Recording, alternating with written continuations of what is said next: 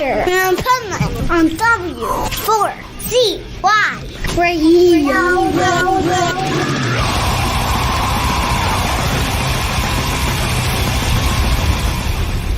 Wake up, America! It's time for the Adventures of Pipeman on W4CY.com, West Palm Beach's #1 internet radio station.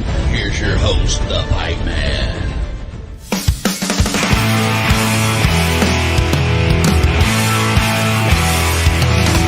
Trailer trash, fallen angel of the underclass.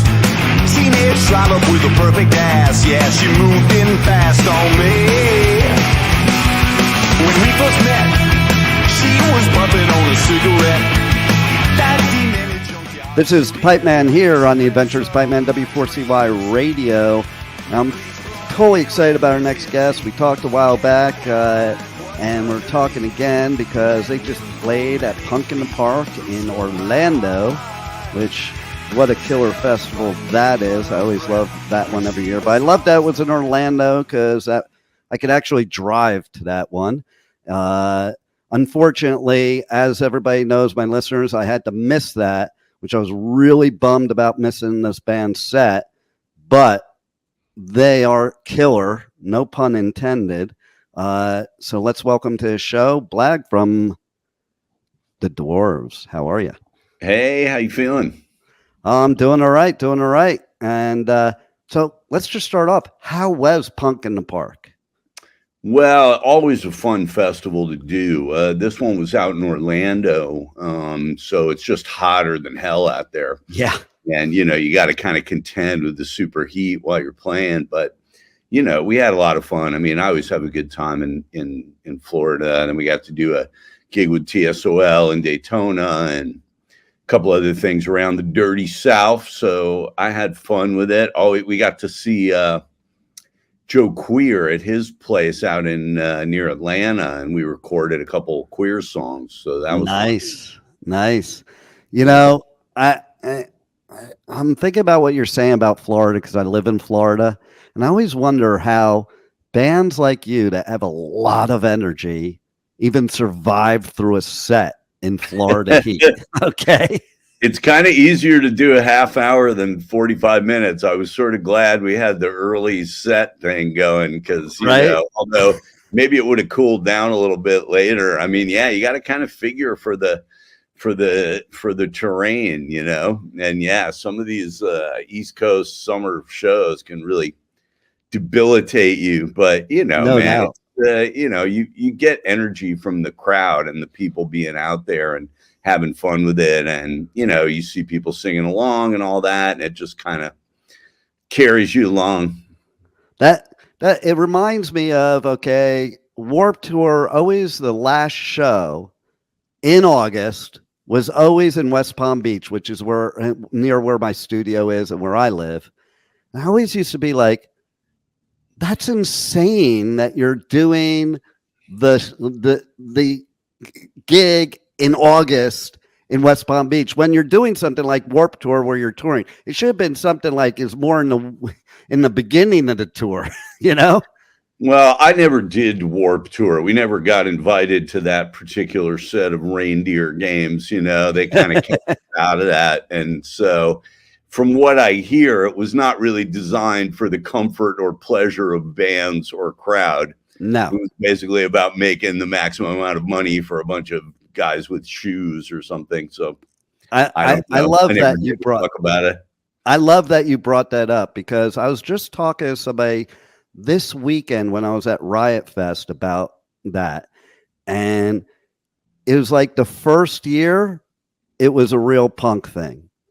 And the rest of it never was. Yeah, most likely. I mean, it's, punk rock doesn't really replicate to me in any setting except for a little shitty club in the middle of the night. That to me is punk rock. Like, yes.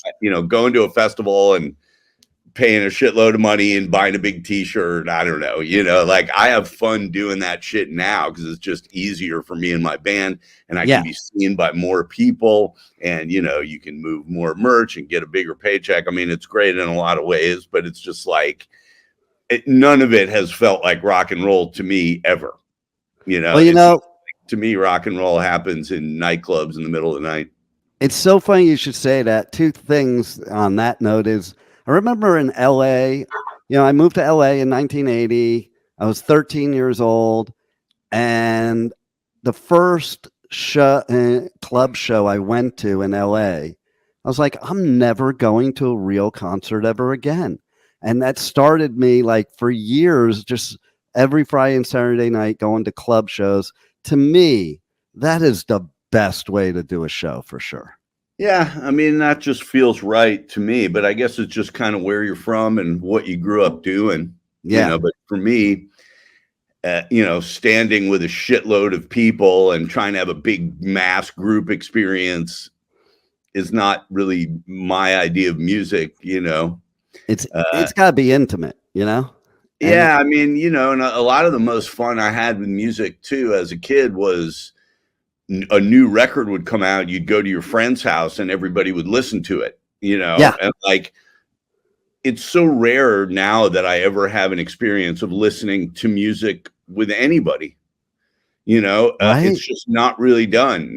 People watch TV, music is sort of for your earbuds or for the background or for while you're doing the dishes or while you're falling asleep or whatever, it's for me, the way I grew up, we really loved music, and a new record was a really big deal, and everybody didn't have it. And, you'd go to their house and listen, and you'd put it on, you'd hear it on the big speakers, and it would sort of mean something to a group of people, and the kind of experiences people have now with music, I think, are very private, and, they're not, it's not that same kind of social thing. And so I think it translates to like the big shows, the silliness, it doesn't come from the same kind of intimate thing that I grew up with music, Well, yeah, because like what I grew up with, same as you, it's like, first of all, you went and bought an album. You didn't know what it sounded like unless you went to their live show first, but otherwise it just looked cool. And it was an experience. Like you said, you'd get together with your friends. You would play the album over and over again, look at all the artwork, look at all the stuff, and like just totally get into it. Or I would go to club shows in LA, and then you would go with the band afterwards to either somebody's house or the Rainbow or someplace or whatever, and just party all night long. And everybody's like, there's more circle pitting after the show sometimes than during the show. Well, yeah, I mean, that whole world of festivals and buses and shit is very back-assward to me, too. It's like, oh, so you drive all night so that you can wake up in a parking lot at 10 a.m.? That sounds really fun. Love it. Oh, great, your bus driver got a good night's sleep. I don't give a fuck. The whole thing of that is just mindless to me. It's like, how about after the show, we relax and somebody has a party and we listen to some records and we have a conversation, how would that be? It's like, no, everything fits into a commercial realm. It's like, this is the period when people are drinking and we feed them alcohol, and this is the period afterward when you're not commercially viable anymore. So just be sleeping on a bus that's rolling, you're not, you don't really come into contact with a scene per se. Like some of the early experiences I had in rock and roll, I would like, going to Seattle for the first time and seeing how they were doing it there, and going to LA and seeing how they were doing it there, and going to New York City and seeing how they were doing it there, and then kind of hanging out and feeling what the town was like. Those are the kind of experiences that are very rare now, because everything's kind of been set up for maximum profit, and also for all these bands that are very scared of any interaction with their fans. I mean, I see it all the time at these festivals. It's like, we hide on the bus, and then we hide in the backstage, then we go out and say hi to the crowd, and then we go and we hide. We're hiding on the bus. We're scared. I don't know what to do, and you're just like, I know, right? Fuck, man. Like, why did you get into rock and roll in the first place? So you can No be scared doubt. and hide on your bus and talk to your tour manager and have your cheerleaders fucking carry your roadie cases around. It just, none of it really makes a lot of sense to me. Right. And you talk about the scene, and it is a scene. And like just recently, I was watching, I call it like a home movie to me because I experienced it, but the documentary about the OC punk scene with the Cuckoo Nest. You know, it's like you mentioned TSOL before, they were part of that, and the Dead Kennedys. And, you know, it was like, it was a whole scene, and that club was like iconic, and the whole, you know, that's really to me where American punk should have stayed, you know. And like I remember being a kid, it's like if it played on the radio, it sucks. Yeah, well, I mean, new things come and take things place. I think hip hop music really took the place in terms of immediacy of punk rock, you know, and then it sort of blew up. It was more commercially viable in terms of the beat and the kind of background quality to it. You could just put it on without the vocal, and it was very soothing for people. And then it kind of, you know, and so I think a lot of the kind of celebrity thing of rock and roll leached away to hip hop.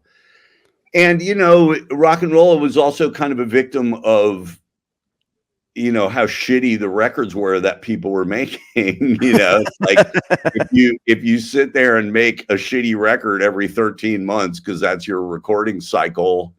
I mean, I just sat through a lot of really bad punk rock records where it's just like, really, this is your fucking record? Like, the people don't feel hungry, and they don't feel like they really give a fuck, and the rest of the people in the band don't really feel like they're trying. A lot of times it's like one guy that writes everything and kind of has the idea. I see that a lot with punk bands. And, you know, with my band, it was always more, I had good guys playing with me, and people that were interesting and would write a song, and something new would come up, and you go, oh, we could try this, you know. I think with a lot of bands, they just kind of do what they always did. There's gold in the middle of the road. You do what you do, you know. Yeah. See, like I love, like a few years back, I went to this tiki bar in Stewart, Florida, like somewhere nobody really goes, you know, and I went there to go see GBH at a tiki bar. And I'm like, that's the most fun, you know. And I was interviewing Colin, and I'm like, so what, like, you know, being here in Florida? He goes, well, one night you're playing to 1 million people in Mesopotamia, and next night you're at a tiki bar in Stewart, Florida. Yeah, GBH was always good. I always thought they did a good job at kind of still being a rock and roll band. Yeah. A lot of English guys don't seem to have that.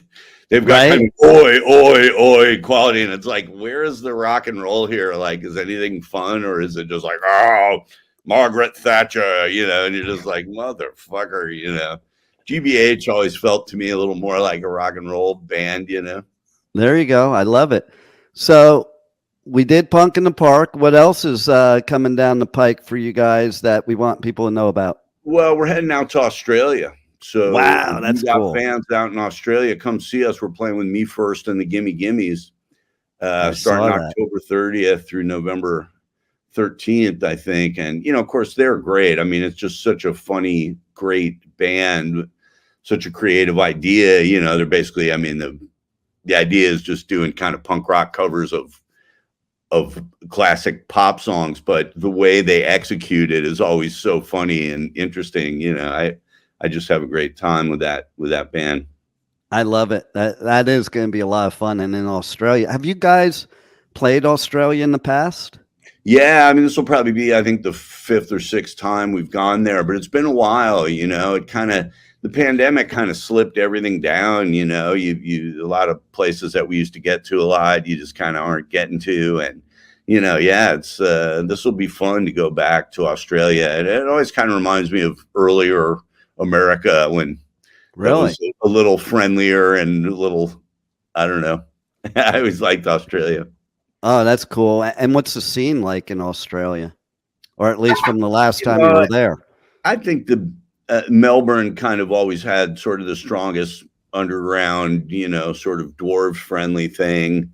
But, you know, we could always get good stuff going in Sydney, Adelaide, Brisbane. You know, it's I don't know. It's been a while, so we'll see how it goes. You know, I'm thinking the combo of us with Me First is going to be a fun combination. You get a little more hardcore at the beginning and a little more kind of fun frolic stuff at the end. And it's, I think it'll make for a fun show. And I agree with you. Their concept is great because I remember back in the day, I always thought some of the coolest punk rock songs were covers, where they just took a song like you're talking about, a pop song or something you would never expect to be punk and turn it into punk. And I dig it. Yeah, it works, when you do it right. And Spike has such a great sense of humor and such a strong voice, and Spike sang on some of those early kind of pop punk Dwarves classics, like Everybody's Girl and One Time Only and You Gotta Burn and stuff like that. So I've just known Spike for a very long time. And, I just think he's a great, great singer. Always has been. There you go. And so tell everybody how they can reach out to you guys, check out the tour dates, buy your merch, because that's so important nowadays. And anything else you want them to know. Rich. Well, we came out with a couple records just in the last year. You can go to thedwarves.com, and of course that's got all the merch and records, shirts, all that bullshit. And you can check out our video channel, a lot of funny videos and stuff like that. But if you just go to thedwarves.com, last year we made a record called the Dwarves Concept Album, came out last November. And that was a very kind of sprawling, big kind of white album kind of thing with 20 songs on it and a lot of different genres, hit a lot of styles, everything from garage to hardcore to pop punk to noise, to retro kind of stuff. And then we had an EP or like a mini LP that came out this year called Keep It Real, the Dwarves Keep It Real. And that was cool. It kind of filled in some of the cracks from that record. And so that was sort of our whole COVID era, 30 songs on 2 records. There was a lot of stuff. And I'm working on another Ralph Champagne record. I make solo records under the name Ralph Champagne, which is a little more, retro, country, lounge, rockabilly, whatever kind of a feel to it. So I'm working on that now and working with a female vocalist, Petra Hayden, who's very talented. And we do a lot of weird, she's just such a great, she sort of elevates what they call background singing to like a featured performance. She's just so good with like harmonies and things. I find like, songs where I think you need a piano or you need some instrument to fill it out, you just use her voice. Nice. And she's so complete, So it's interesting. I can kind of sing these songs and get my lyrical slant across. And then her way of approaching harmony singing is so interesting that it really kind of elevates it, So, these last few years have kind of been like an interesting, almost kind of renaissance for me musically. I've been recording a lot and doing a lot of cool shit, and then of course the industry just collapses more and more, and there's fewer and fewer places to play or to sell stuff or to do whatever. But I just keep kind of looking around and going, yeah, but this is a cool song. This is a cool record.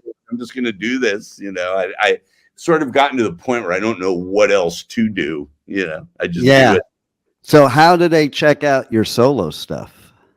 It's a Blag Dahlia record. And it's called Introducing Ralph Champagne. I think the new record, maybe I'll just do Ralph Champagne and have that character take over completely. He's more like a low rent Hugh Hefner kind of guy, But yeah, you can find it all at thedwarves.com. I under the merch section, you just go to the LPs and you can find it there. And I think a lot of people who like different kinds of genres and not just punk will really get a big kick out of that record. It's people hear it and it's a real 180 from the Dwarves and from what I usually do. So nice.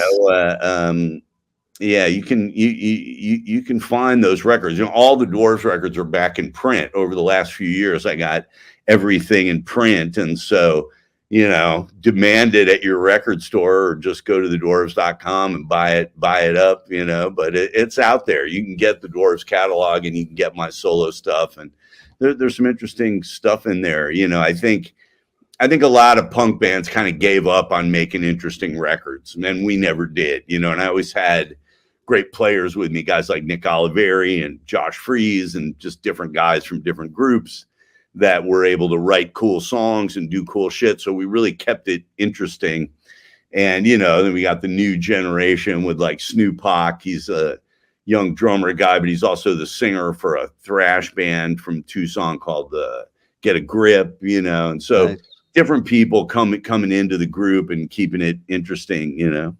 I love it. And, you know, it's funny what you mentioned about, you know, with making new music and the fact that you have made 2 albums in the past year, and yet a friend of mine, Joe from the Vandals, who I've interviewed several times, he said to me once, he knew I wouldn't ask this, but he had to do it in the interview because everybody else asked him. He goes, and don't ask me when the Vandals are coming out with a new album and new music, because who wants to hear a 50-some-odd-year-old dude writing punk rock? Yeah, I mean, there's different ways of looking at it. I mean, right? Joe's an old friend of mine, and he's you know, he's an attorney and has all these far-flung interests, everything from broadcasting to bullfighting, you know. Right. So there's all kinds of reasons why he's not interested in making a record or whatever, and I get it. They just want to go and headline a fest and make some money and come home. Yeah. You know, for me, I still get a kick out of, for me, the most fun part is when you write a song, or you get with your friends and you write a song and nobody's heard it yet. You know, it's like, wow, this is cool. And then the next cool part is when you actually produce it and you hear that song and it comes to fruition. I think a lot of punk bands haven't gotten that feeling in a long time, you know, so they, and, you know, to be fair to people, you know, some people grow up and they, you know, they want their family or their job or something else takes over. They're very interested in cat rescue or bringing malaria tents to Rwanda, you know, and God bless them, you know. For me, it's like I still get a kick out of making a great record, and I still find it to be a challenge and an interesting thing to do. And it was kind of one thing when we were like young and relevant and people talked about it, and it was like, oh, this is part of Nirvana. No, this is part of Green Day and whatever it was. You know, now I've just sort of let all of that go. I just make records. I don't know why I do it. Because you're a true artist. I don't really care about the psychology or philosophy behind it. I let the music speak for itself. And I think just like when I was a kid and I discovered very obscure bands like the 13th Floor Elevators and the Chocolate Watch Band and just, you know, the Phantom and, you know, Hazel Adkins and all these people, every day somebody discovers something that I did and they go, oh my God, this is amazing. You know, how come nobody knows this? How come nobody's buying this? How come I never can see this band? You know, and it's like, you know, because that's kind of the underground nature of life and of what I do. You know, it's the music scene that me and my friends came up in, you know. I do love it. And like I said, makes you a true musician and true artist, in my opinion, because to me, that's the reason to be in music, is to have fun, to enjoy it, to be creative. All the other stuff, you might as well be a lawyer. Yeah, exactly. Exactly. And I'm not interested. Yeah, there you go. Well, you guys rock. And I can't wait to see you again. And man, it was great that you were at Punk in the Park. And man, thanks to Cameron for throwing us on there. And yeah, man. And man, have a blast in Australia too. Have a blast. Will do, Pipe Man. Thank you for talking to me. Anytime, and thank you for being on the Adventures of Pipeman. You got it, buddy. Cheers. Cheers. Thank you for listening to the Adventures of Pipeman on W4CY Radio.